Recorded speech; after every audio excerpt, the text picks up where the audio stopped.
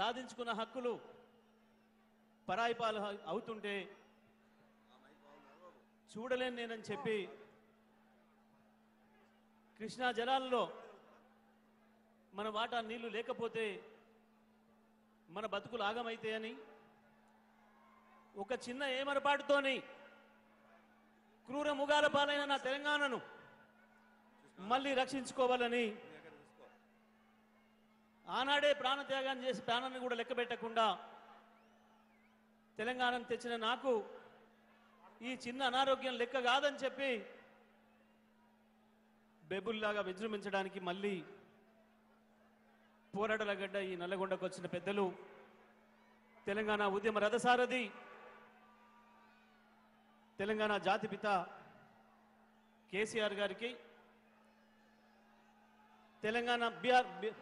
భారత రాష్ట్ర సమితి కార్యనిర్వాహక అధ్యక్షులు కేటీ రామారావు గారికి పార్లమెంటరీ పార్టీ నాయకులు కేశవరావు గారికి నామా నాగేశ్వరరావు గారికి వేదిక మీద ఆసీనులైన పెద్దలు ఉద్యమ సహచరులు హరీష్ రావు గారికి ఇతర శాసనసభ్యులందరికీ పార్లమెంట్ సభ్యులందరికీ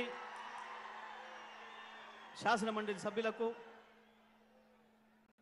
మాజీ శాసనసభ్యులకు వేదిక మీద ఉన్న ఉద్యమ సహచరులకు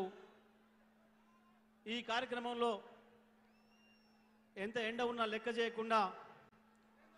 లక్షలాదిగా తరలి వచ్చిన